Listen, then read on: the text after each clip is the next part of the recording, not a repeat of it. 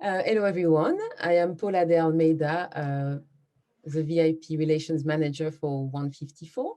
And it is my pleasure today to welcome you all to this great pre-fair event. First, I would like to start with a little recap about what we have planned for 154 London 2021.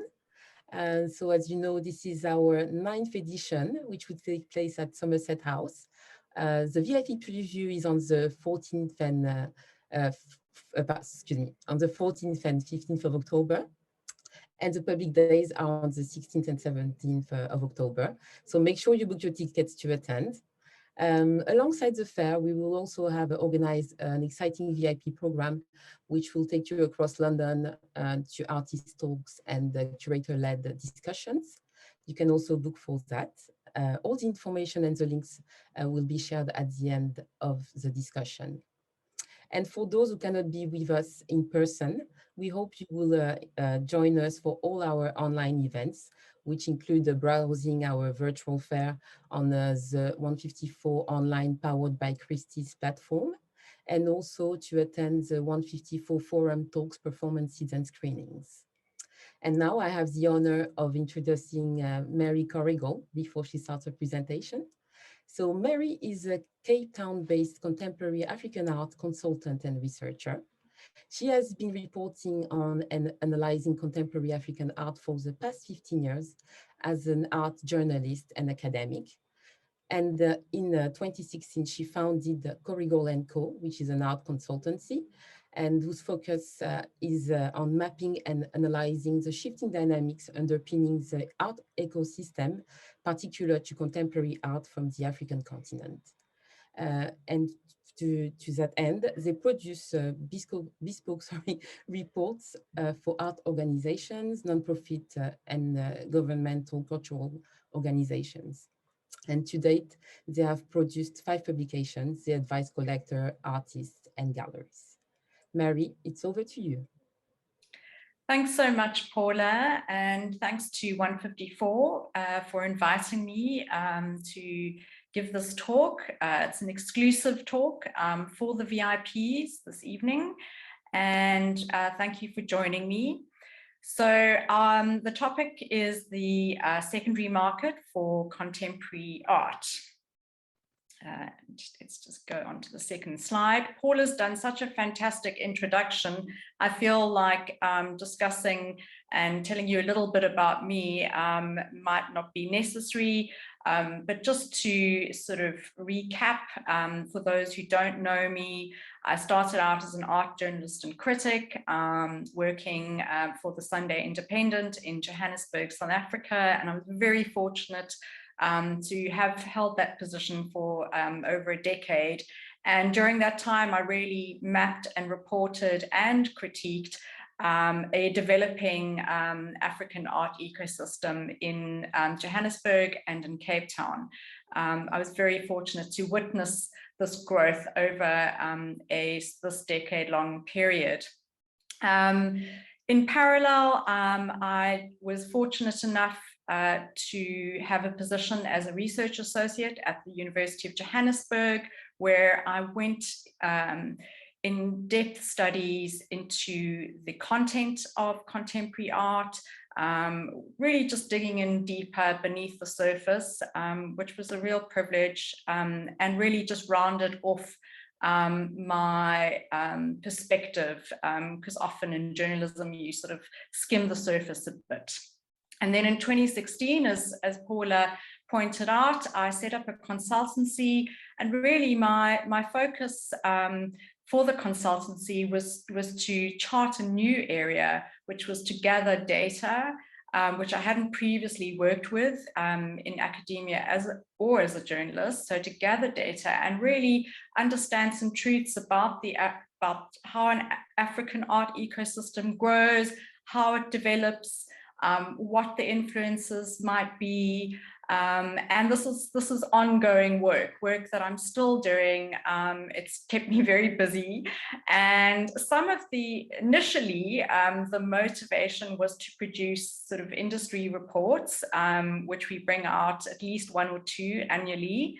And then we've also ended up doing quite a bit of consulting work because we have a lot of data, and I've developed a methodology to really understand African art ecosystems, but also looking at collections, helping collectors, and doing studies of art collections for nonprofits and large government art collections.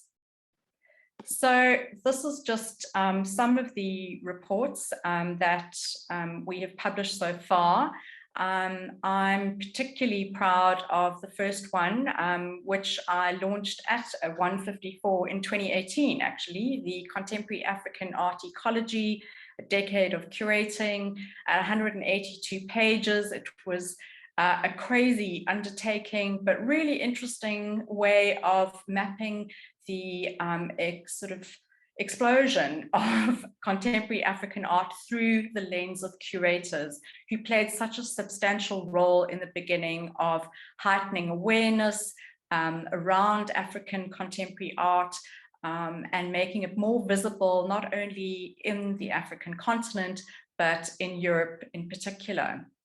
The South African art market pricing and patterns, also a really substantial publication that delves into what this particular, and it is the largest African art market, and what influences the pricing and informs value in this particular market and who all the players are. So that was really interesting, and we're going to hopefully be updating that soon. So we've just recently, last month, launched these two new publications, Contemporary African Art Auctions and then Modern African Art Auctions. As you can probably tell, they pertain to the same periods, 2020 to 2021. We analysed the first 6 months of each year to have an understanding of whether the African art market has recovered somewhat since the beginning of COVID-19, as it did initially have quite a negative impact on all industries and activities, but also, of course, presented many opportunities and possibilities. But because the records for auctions are transparent and immediately available, it made sense that if we wanted to gauge the confidence in this market, that it should be done via an analysis of auction records. And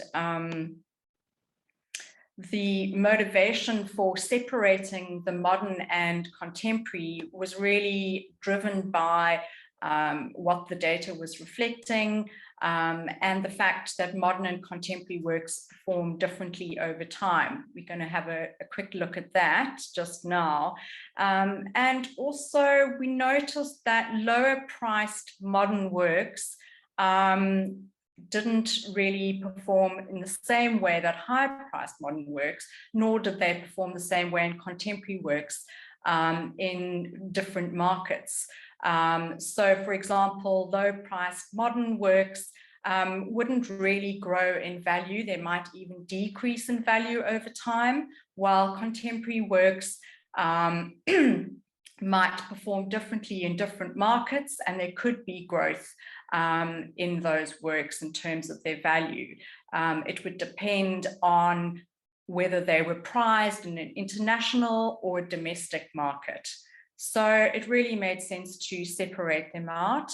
And we found that really, based on this, that high valued modern works were then perhaps less of a risky investment, but would demand more capital, because it really was the very highly priced modern works that seemed to continuously reappear in the data.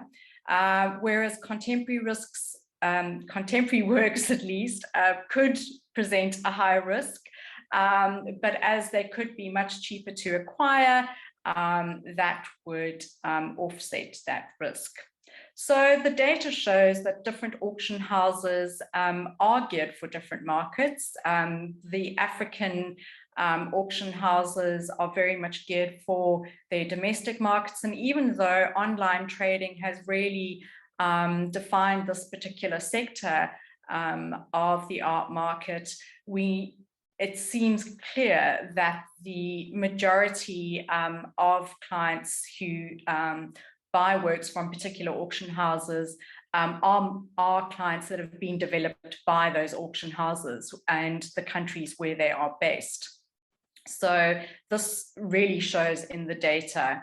And also the contemporary works, one of the reasons that they do tend to increase in value is that African contemporary art is certainly becoming more and more valued in the global art market compared to modern works. Unfortunately, only a very few number of African modern artists are prized in the global art market, and by that I mean those auctions that are not particularly African based auctions, or auctions that are geared for an African department of a major house. And the modern works that are prized tend to be more prized in domestic auction houses or domestic audiences in the countries where they are based. Morocco is a really excellent example of this, where most of the modern works that are offered are by Moroccan artists, and the same could be said of Nigeria and certainly of South Africa too. Whereas in a African department at, say, Bonhams or Sotheby's or Piasa or Artcurial, there is more of a collection of artists from different countries around the continent, so a bit more Pan-African, which obviously makes sense. And what we do see is that the buoyancy of the contemporary art market is reflected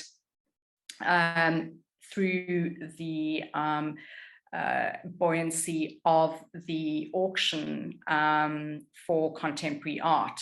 So, for example, the fact that the auction houses that we're looking at, even, which are based in South Africa and Nigeria and Morocco, are actually the primary art capitals on the continent. So the fact that they are buoyant in those countries reflects that those markets are growing. Although we did find that there were very few contemporary works often offered at the Casablanca-based auction house.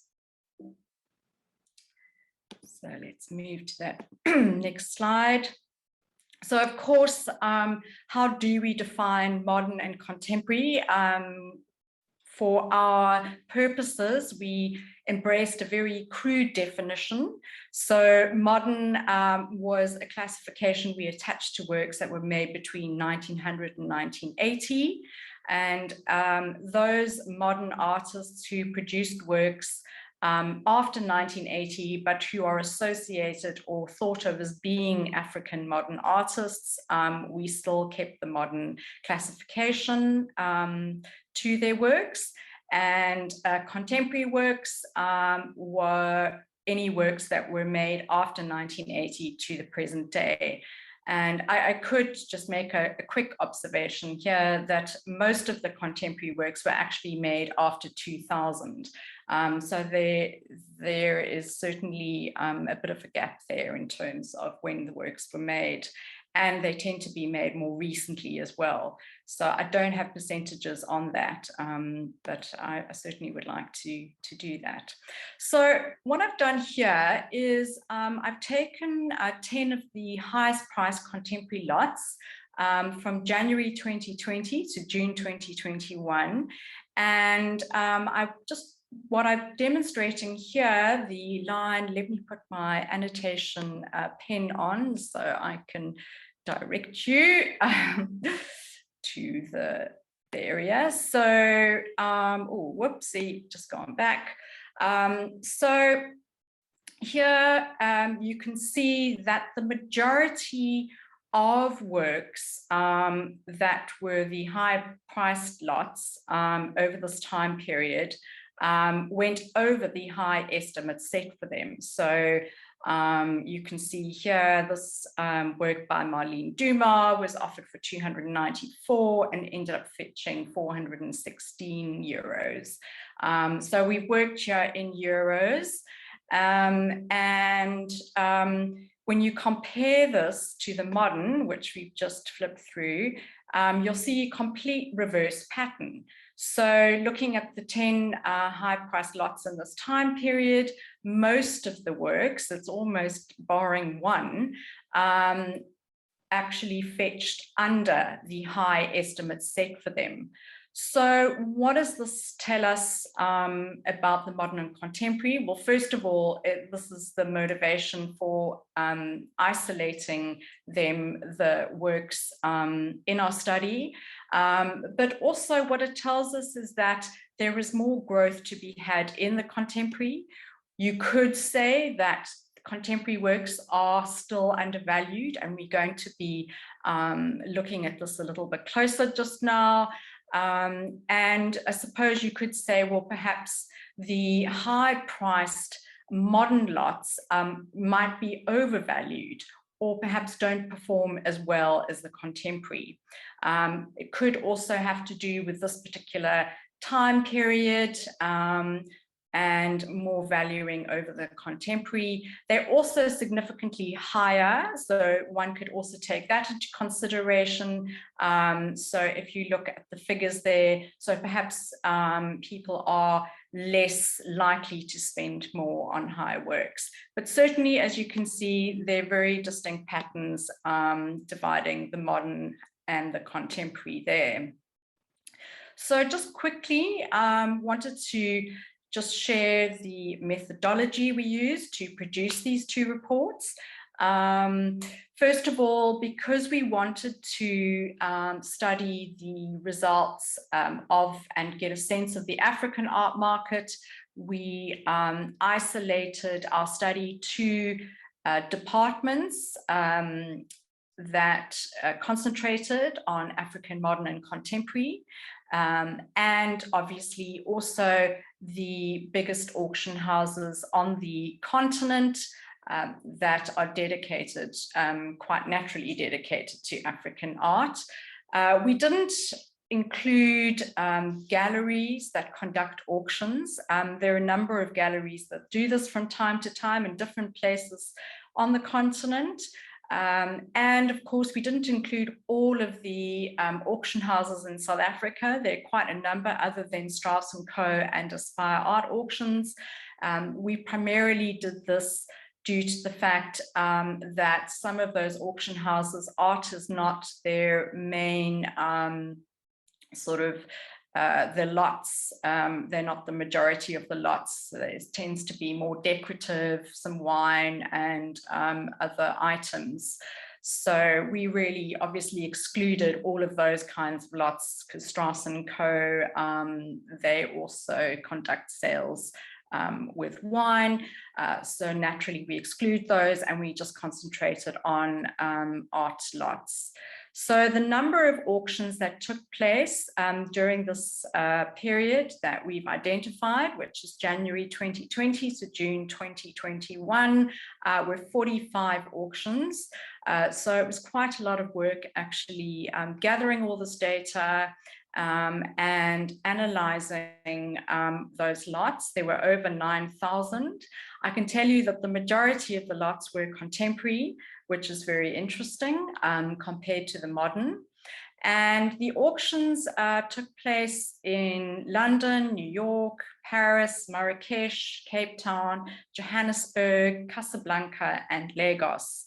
As you can see on the left-hand side here, the majority of auctions took place in South Africa, then the United Kingdom, Morocco, France, Nigeria. So the United States, that would refer to two dedicated African auctions that Bonhams staged in New York.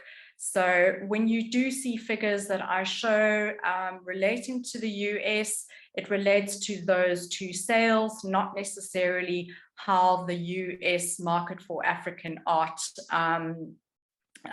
is reflected in those figures, because it is not.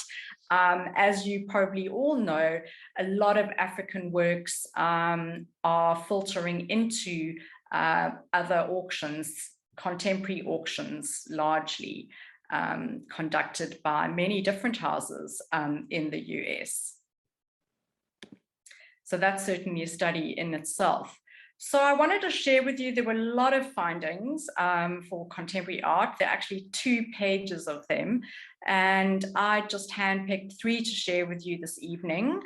The first one I thought was the most relevant, and that is the value of contemporary African art is highest in London-based sales. So we'll look at that a bit closer and why London in particular.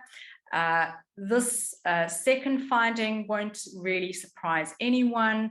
The fact that art produced by Boudia has been continually exceeding high estimates.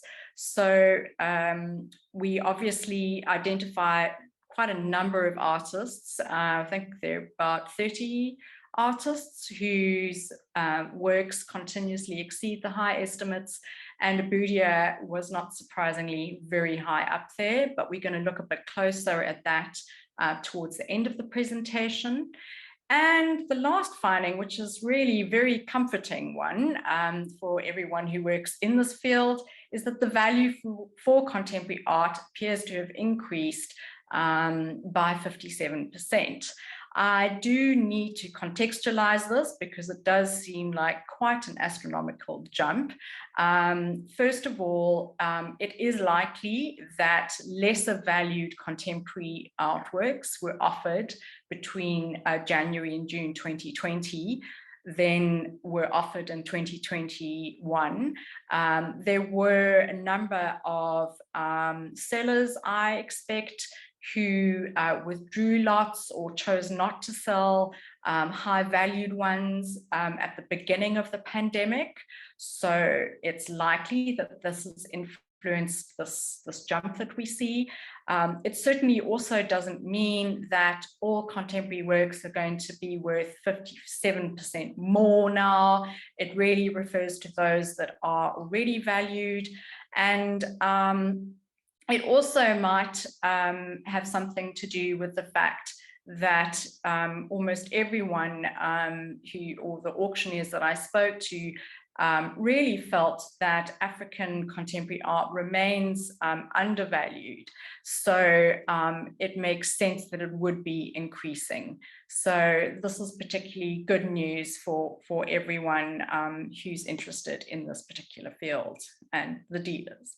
So this is what it looks like on a graph, the average value and how much higher it's gone, just to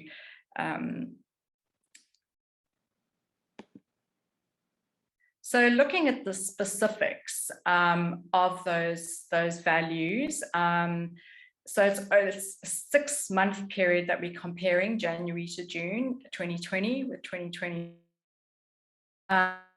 And this 50% increase, so in 2020, the average value was 7,651 euros, and in 2021, just over 12,000 euros. So it's fairly significant. As I said, it might have something to do with what lots were offered at the beginning of the pandemic. As we'll see, this increase isn't felt equally across the African art ecosystem. It really is limited. The majority of the growth we see is actually in the UK, in the London markets and London sales. And this is what we see here. So this is just plotting the value January to June, and obviously just contemporary works. So some people might think includes modern. No, it's just contemporary. Modern is much higher. We're not going into modern this evening because I decided to concentrate on contemporary, because we will be hopefully all attending a contemporary African art fair shortly. And as you can see, the two London-based houses, Bonhams and Sotheby's, they have much higher values. So their average values are sitting at just over 30,000 euros, and there's a significant drop. So you can see Piasa leading there, and then Aspire, the South African auction house, Arthouse in Nigeria, and Strauss. I mean, this is actually quite extraordinary, because Strauss, perhaps it's because they sell so many contemporary lots, it brings their average down, and many of them are lower priced. So that obviously does affect the figures. It is possible to achieve quite high figures for contemporary works at the Strauss Co, and we're going to see just now how they actually do dominate the market, in fact. But yeah, you can see here very clearly that this price increase is certainly to do with the London market. So why the London market? Well, first of all, I thought it's quite interesting, you know, when I first interviewed Terea when she was in Johannesburg at the Joburg Art Fair, and I was talking to her about 154 and why she chose to base it in London. And she said very simply, she was looking to stage a fair where there was the highest concentration of African art collectors. Obviously, during Frieze, the number of collectors in London increases significantly. But as you'll see, there are other reasons this concentration or interest in African art in London does actually, or is sustained outside of the fair as well. For example, the London auctions, of course. So the fact that there are very few auction houses on the African continent has meant that so many of the works that are produced in the other countries, the modern works, the contemporary works, they find their way onto the secondary market in London. It has a very particularly Pan-African feel, the auctions. As you look through the lots, there are obviously some auctions coming up next week at Bonhams and at Sotheby's, and you will notice that the artists come from different countries in Africa. So that Pan-African aspect, which has made it actually very interesting sales. And in comparison to the auctions on the African continent, as I mentioned, in Morocco and in Lagos and in Cape Town and Johannesburg, there is the tendency for those auction houses really to mostly sell works by artists from their own countries. So this has made London really the sort of hub for art from the whole continent rather than just a few, although obviously Nigerian and South African and Moroccan artists have a fairly strong hold. Also, just to further substantiate London's status, I guess, as a kind of hub for African art, I think you can see these are the galleries here on the right-hand side, the two South African galleries, Everard Reed and Goodman, both have opened branches in London, Addis Art and Gallery 1957. And interestingly, I've seen that next week, a couple of South African galleries are staging exhibitions outside of fairs, as well as a number of other galleries. So there really is a sense that the African galleries want to really exploit the fact that London during this time is a magnet, but as I said, during other times as well, for collectors. I thought here, given the dominance of the sort of London as the center, but also to just look at Paris as well, which is strengthening its secondary market. We'll get into that just now, but here Bonhams in 2008 set up their department for African modern and contemporary. They had two sales, initially the South African sale and the African Now sale.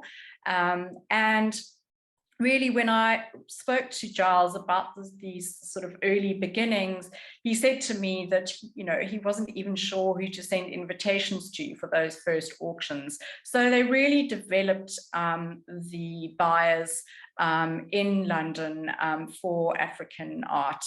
And if you look at the date 2008, it's very significant.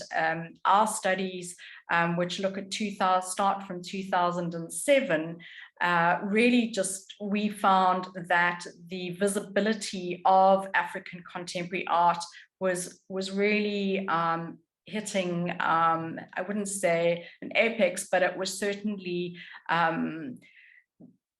dominating people's attention more so than it did before, largely due to the curators and the African countries, many of them returning or having their first pavilions at the Venice Biennale. In 2019, Bonhams decided to start a auction in New York, obviously African auction. It's a very small auction. It's slowly building, but seems to be taking some time. And Sotheby's opened their department in 2016. And they feed a lot of works to their other sales, their other contemporary and modern sales, which they conduct in London, New York, Paris. So they're a very big auction house, and they really do achieve great figures for African art and promote African art and contemporary art on sales that aren't just African dedicated ones, which has certainly contributed to the growth of the value of African contemporary. In Paris, Piasa sort of started their African contemporary and modern department. They have collaborated with the South African auction house in 2020 and Artcurial. Their Moroccan sale was their only sort of African sale that started in 2019, but now they've really, since Christophe Persson has moved across to them, they've really increased the number of auctions that they do. I think they've already had 3 this year, 2 or 3. So in Paris, we're starting to see a real strengthening there. It's still growing, as you could see from the figures and the figures that we're going to look at now. So it's not as strong as the London one yet, but it's certainly growing, which of course is very positive and might have something to do with Brexit and a shift to Paris. You know, we're always hearing about this, that the global art market's shifting to Paris due to Brexit. So we'll see. We haven't seen yet, I mean, in terms of this data, any impact so far on the African art market, but certainly I'll be watching that closely. So even though the London-based auctions have fetched the highest prices really, and or at least the highest average prices for contemporary art, the turnover really is highest in South Africa. South Africa claims the market share of African contemporary and modern. This is largely due to one auction house, Strauss Co, just due to the fact that they hold so many auctions, at least once a month minimum. Their director told me they'd already had 25 this year. I didn't realize it was so high. So it's easy to see how that dominance is secured through sheer volume of sales, and this online switch has really broadened their customer base as well. So that's really fantastic for us here in South Africa. United Kingdom follow, then France, Morocco. As I mentioned earlier, this figure here for the US really only pertains to the Bonhams sales. They're not any other auctions that take place in the US. And Nigeria, very low turnover for contemporary art. As we'll see just now, that market hasn't strengthened. It seems to have decreased or weakened, shall we say.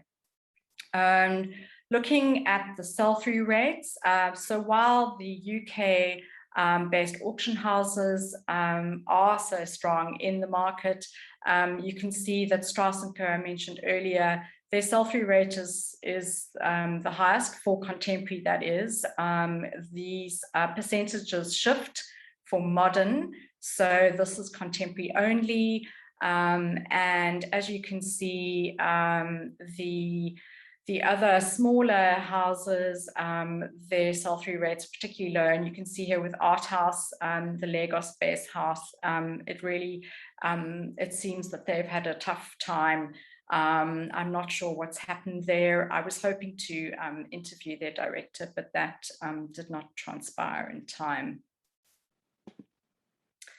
So moving to these slides here, I included them because I wanted to just, these are kind of snippets of much larger, longer graphs, but just to show you who the artists are in these two different African-based markets who have the highest average. So this means that the highest average price from January 2020 to June 2021 is attributed to these artists. So starting with the Nigeria Lagos sale, you can see that Blade Glover has the highest. And what's interesting is that, or perhaps not so interesting, is that this artist's works do extremely well on the London based sales and the French ones. So even though these domestic, I call them the domestic auction houses because they cater more for a domestic audience, although I'm sure since moving online, they've managed to attract buyers from many other countries in the world. But even though they are domestically inclined, often the artists who do incredibly well at these auctions also do so in the London and Paris-based auctions. As such, it is really important actually to keep your finger on what's happening in these domestic markets to have an understanding of who those artists are. Of course, as you can see from the list of artists doing well in the Nigerian market, some of them perhaps are, Victor certainly is known outside of Nigeria, so is, oh, whoopsie, sorry, went there a bit early, so is Peju Alatis. So those artists, you know, you could also argue that perhaps those artists that do well on the London and Paris auctions then do well with domestic auctions. So there's a sense, well, they've been validated internationally. So, but it's hard to tell which way it goes. But this was interesting, looking at the South African auctions. Keith Alexander didn't expect to see this artist here, but he's not that well known. I don't know, but I suspect he's not that well known outside of South Africa or highly valued outside South Africa. Could be wrong, but I suspect this is the case. Marlene Dumas, of course, is extremely well-known artist, and due to the fact she has also spent most of her career living in Holland. And then, of course, here we've got two British artists, Banksy and Isaac Julian. coming up. So you can see that actually, even though at the top end of the South African contemporary art market, there's very much kind of a crossover between those artists that are valued outside of South Africa, and then of course those who valued on the domestic market. So these are very interesting graphics. I wish I could show you them all, but we have limited time. So let's just move on to this next graphic here. So this is, of course, looking at Abudia. Now, even though Abudia actually fetched quite a nice sum at an Aspire auction, and just to mention here, I had touched on the fact that Aspire have had auctions, collaborative auctions with the two French houses, Piasa and Artcurial, and in analyzing the data, what we choose to do was those auctions that were based in Europe, we attributed those figures to the French house, and those auctions that took place in South Africa, we attributed to the South African-based house. That seemed the easiest way to deal with collaborative auctions, which, yes, certainly present this kind of analysis some challenges. So hopefully that we negotiated that as well as we could. But back to Abudia, as you probably know, Christie's conducted a sale just dedicated to Abudia, and it was a white glove sale. So this artist has been picked up in the global art market. I suspect now the prices are quite high. We might not see so many of his works for sale on the African continent so much. And here you can see the highest turnover was from the Sotheby's, and then Bonhams, and then a bit of a gap there. So what's also, I think, what makes the London auction houses do so well with the African artists is they're much more connected within the global art market, and certainly Sotheby's through its status and feeding a lot of these artists onto other sales. They are building value around these African artists, value that might not be realized on the African continent, but then you also could argue that perhaps some of the works that do build value on the global or accrue value on the global art market perhaps pander to a certain sort of notion of what African art looks like, where on the African continent those ideas might be different or motivated by different interests that are, I guess, rooted in those particular countries. You know, particular tastes. Certainly, you know, they do seem to be, which makes sense, and all research tells us that collectors do connect better to artists from their native countries. So that is the conclusion of my presentation.